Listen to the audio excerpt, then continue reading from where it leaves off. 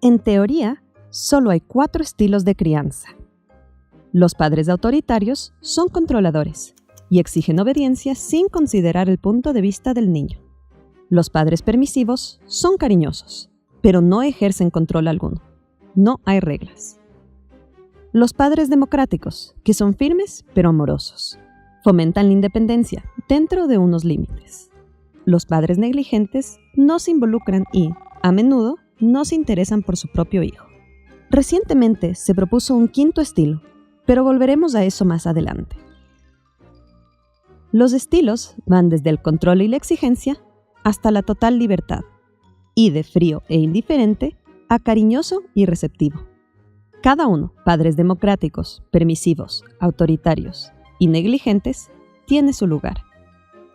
Para entender lo que significa crecer con padres de cada extremo del espectro, podemos imaginar la vida de 4 niños. Los padres de Sara son autoritarios. Aman a su niña, pero creen que las reglas estrictas son importantes para que Sara se comporte bien y encaje en la sociedad. Si Sara llora, le dicen que pare. Si replica, la envían a la esquina para un tiempo fuera. Si se olvida de hacer sus quehaceres en la casa, no se le permite jugar con sus juguetes. Sara aprende que reprimir sus emociones y cumplir con sus deberes es la manera de sobrellevar el día. Para conseguir el amor de sus padres y evitar que se molesten, se vuelve obediente. Sin embargo, debido a que a Sara nunca se le permitió decidir por sí misma o seguir sus intereses intrínsecos, como adulta no sabe lo que realmente quiere. Ella comienza a vivir una vida que parece perfecta para sus padres y la sociedad, pero puede dejarle infeliz por dentro. Los padres permisivos, como los de Pedro, aman tanto a su pequeño que creen que deben cumplir todos sus deseos, darle plena libertad y nunca decirle no. Pedro disfruta de un control total sobre sus padres y obtiene lo que quiere. Si no quiere caminar, lo cargarán. Si quiere helado, se le da helado. Si quiere jugar videojuegos, los jugará toda la noche. Pedro crece completamente sin límites y hace lo que él cree que es correcto. Nunca hizo frente a los conflictos y no aprendió a controlar sus emociones. El hecho de que siempre conseguía lo que quería lo convirtió en un mal perdedor. A medida que crece, a menudo actúa de manera desconsiderada y no conoce sus límites. Los padres democráticos de Arturo respetan las necesidades de su hijo, pero creen que los niños necesitan libertad dentro de ciertos límites. Arturo puede jugar libremente, pero cuando termina, necesita ayudar a ordenar.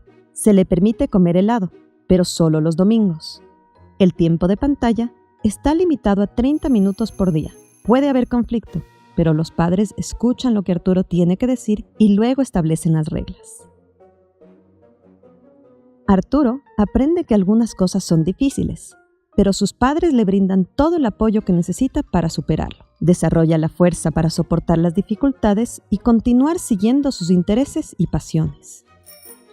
En clase, expresa con valentía sus propias opiniones de manera adecuada.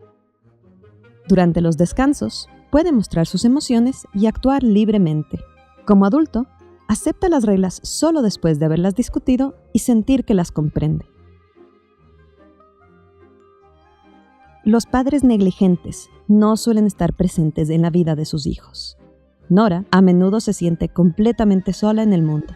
Experimenta plena libertad para hacer lo que quiera y tiene mucha imaginación, pero nunca recibe retroalimentación o incluso atención. Nora se da cuenta de que no importa lo que haga, porque a nadie le importa de todos modos. La falta de atención conduce a una falta de confianza en sí misma y en los demás.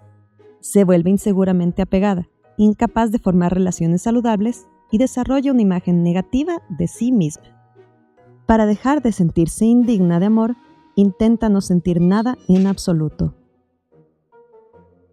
En los últimos años, los padres sobreinvolucrados, que están presentes en todos los aspectos de la vida de sus hijos, a menudo se conocen como el 5º estilo. Estos padres también son conocidos como barrenieves, que quitan los obstáculos del camino de sus hijos. O padres de helicóptero que revolotean y microgestionan todos los aspectos de la vida de sus hijos. Como no dejan que sus hijos hagan nada solos, los niños no pueden aprender a superar los desafíos por sí mismos. Las investigaciones infieren que a estos niños no les gusta resolver problemas difíciles, carecen de perseverancia e incluso pueden procrastinar las cosas en señal de protesta cuando algo requiere mucho esfuerzo. Dado que la mayoría de las investigaciones sobre la crianza se basan en autoinformes y se realizaron en los Estados Unidos y Europa, no está claro qué tan fuertes se mantendrán los efectos observados en experimentos controlados observacionales o en otras partes del mundo. Los 4 estilos de crianza fueron presentados por primera vez por la psicóloga Diana Baumrind. Para una buena crianza, aconsejó equilibrio de exigencia y capacidad de respuesta. Agrega a eso las sabias palabras de María Montessori: nunca ayudes a un niño con una tarea en la que siente que puede tener éxito. Y los padres probablemente deberían hacerlo bastante bien. ¿Qué piensas? ¿Deberían los padres recurrir a un estilo específico o deberían decidir qué es lo mejor para hacer en una situación dada, siempre y cuando no descuiden o abusen de su hijo?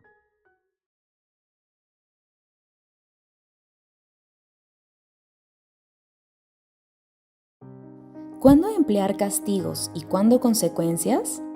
¿Existe diferencia entre los castigos y las consecuencias?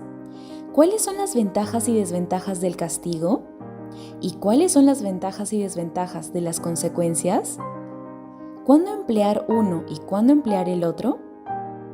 Ya te voy adelantando que sí existe diferencia entre castigos y consecuencias, sobre todo en los resultados, es decir, los resultados de corregir a tu hijo con castigos serán muy diferentes a los resultados que obtendrás si le corriges empleando consecuencias naturales. ¿Qué es el castigo? Según la Real Academia de la Lengua, el castigo es una pena que se le impone a una persona que ha cometido una falta o delito. En lo referente a educación y crianza infantil, podemos definir el castigo como una acción impuesta que provoca desagrado y que tiene como objetivo corregir o eliminar una conducta inadecuada del niño. ¿Castigar a los niños funciona? Los investigadores en psicología han demostrado que el castigo actúa sobre el comportamiento inmediato, pero no modifica la conducta a largo plazo. Probablemente consigamos acabar con la conducta que no nos gusta de un niño o una niña de forma rápida, pero sin conseguir interiorizar ningún aprendizaje, puesto que los castigos no generan comprensión. Más bien, todo lo contrario, generan frustración y rabia por un límite puesto de forma injusta, desde un adulto que se considera fuerte y poderoso por encima del niño débil. No invitan al niño a que reflexione o razone sobre el porqué de las cosas que hace. Si quieres comprobar si el castigo genera algún tipo de aprendizaje o reflexión en el niño, haz el siguiente experimento. A un niño de 4 o 5 años que haya sido castigado por alguna conducta, pongamos un ejemplo, por pegar a un compañerito, otro día pregúntale, ¿por qué no deberíamos pegar a los compañeros? Lo más probable es que sus respuestas sean las siguientes: porque te castiga la profe, o porque su mamá te va a reclamar, o porque tu mamá te va a castigar. Respuestas que indican miedo a lo externo, más no comprensión o crecimiento interno. Con este tipo de experiencias podemos comprobar que el castigo no está funcionando como una herramienta de aprendizaje, pues no está generando en el niño ninguna comprensión sobre las consecuencias reales de sus acciones y sobre los motivos reales que deben tener en cuenta para decidir no hacerlas. Esos niños es muy posible que en ausencia de un adulto que les imponga un castigo, no tengan ninguna motivación interna para no pegar a otros niños, pues no han comprendido la consecuencia real de sus acciones. Con el castigo no trabajamos la conducta inadecuada para que entiendan que la tienen que modificar, sino que se les impone o se les avergüenza. Consecuencias de utilizar el castigo como método de corrección o aprendizaje. 1. Dificulta la comunicación. Definitivamente, a través de gritos, amenazas, silencios o castigos físicos, el vínculo que tenemos con nuestros pequeños no se ve beneficiado. La comunicación se ve obstaculizada, porque normalmente tendemos a evitar la relación con el castigador, a escondernos de él u ocultarle las cosas. 2. Deteriora su autoestima. En cuanto a la personalidad del niño, también se pueden ver afectadas ciertas facetas como el autoconcepto que tiene de sí mismo, es decir, cómo se define o cómo se ve el niño a sí mismo. Bueno, listo, válido, fuerte, y la autoestima, cuánto se quiere o se valora. Un niño que se le castiga constantemente por cómo es, cómo se siente, piensa o actúa, posiblemente tenga dificultades para construir un autoconcepto y una autoestima segura y fuerte. 3. Fomenta el conformismo y la agresividad.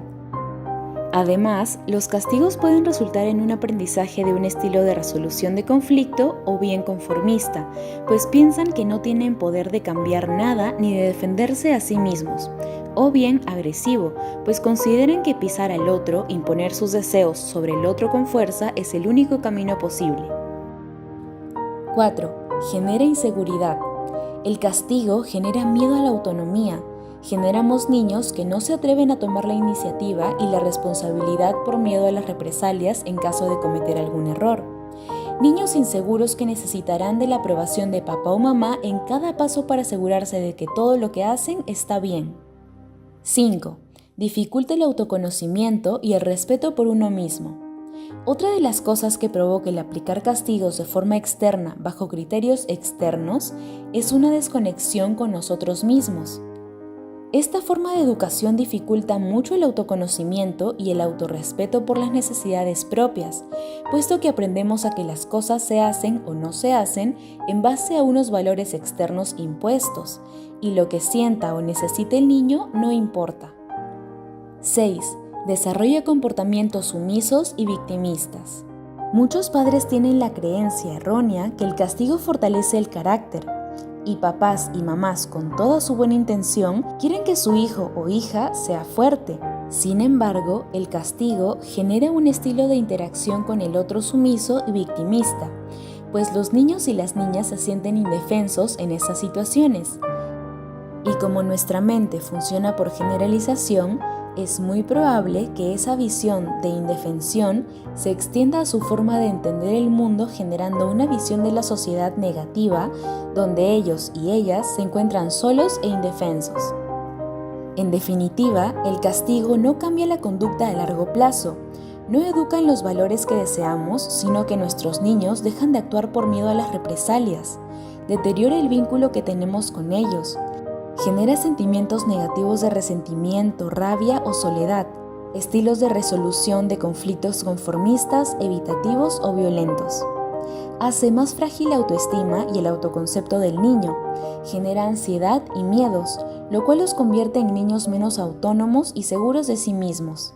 Observando todo esto, ya podemos responder a la pregunta del inicio del video. ¿Cuándo emplear el castigo? Nunca, ya que puedes darte cuenta cómo se aleja de forma opuesta a los deseos que nosotros los padres tenemos con nuestros hijos. Así que, aunque hemos crecido y vivido con ese tipo de educación, es hora de poner fin a este modelo de aprendizaje del siglo pasado. ¿Qué son las consecuencias? Según la definición de la RAE, la consecuencia es un hecho o acontecimiento que sigue o resulta de otro. En lo referente a crianza o corrección infantil, nos referimos a que el niño aprenda gracias a los resultados o consecuencias que se derivan de su propia conducta. Para la educación de nuestros niños podemos utilizar dos tipos de consecuencias naturales y consecuencias lógicas.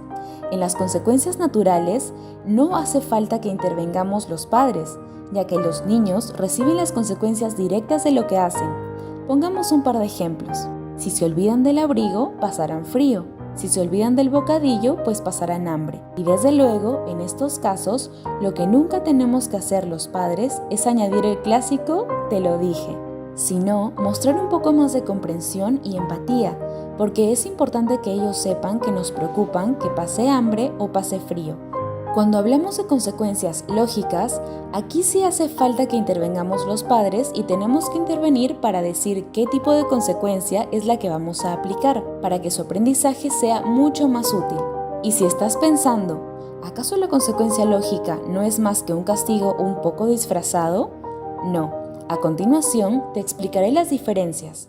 Existe una delgada línea entre ambas herramientas que dificulta a muchos padres el que puedan diferenciar las consecuencias lógicas de los castigos. Para que las consecuencias lógicas no se consideren castigos, tienen que tener 4 características a las que podemos llamar las 4 R: relacionada, respetuosa, razonable, revelada antes. A continuación te daré un ejemplo para que puedas entender mejor. Si un niño mancha la mesa, la consecuencia lógica sería pedirle que la limpie. Como te darás cuenta, la consecuencia está relacionada con su conducta, pues debe limpiar la mesa que él mismo ha ensuciado. Tiene que ser respetuosa, pues se lo decimos sin humillarle y sin decirle delante de los hermanos lo mal que lo ha hecho o lo decepcionados que están por lo que ha pasado. Tiene que ser razonable, pues le pedimos que limpie la mesa que ha ensuciado, no todas las mesas de la casa. Tiene que ser revelada de antemano, pues anteriormente ya debimos haberle dicho que no se pueden pintar los muebles de la casa. Veamos otro ejemplo de consecuencias lógicas. Si un niño tira un vaso de leche, la consecuencia relacionada es que lo limpie. Uy, ¿qué crees que tienes que hacer ahora? Si el niño o la niña no sabe lo que tiene que hacer, es porque no le hemos informado de antemano. Entonces, de forma respetuosa, debemos explicarle que cuando ensuciamos algo debemos limpiarlo. No todo el suelo de la cocina, pero sí el trocito que hemos manchado. Estas 4 características hacen que la consecuencia lógica sea radicalmente diferente al castigo, ya que el castigo genera resentimiento, revancha, rebelión, daño en su autoestima. Como te darás cuenta, existen grandes diferencias entre castigo y consecuencia. Aunque aún existen muchos padres que piensan que los castigos son efectivos a corto plazo, no deben olvidar cuáles son las consecuencias a largo plazo. Lo ideal es nunca emplear los castigos, sino las consecuencias. Cuando lo consideres pertinente, puedes emplear las consecuencias naturales o las consecuencias lógicas. No siempre podrás utilizar alguna de estas dos, pero sí habrán muchas ocasiones que, definitivamente, serán una mejor alternativa al castigo.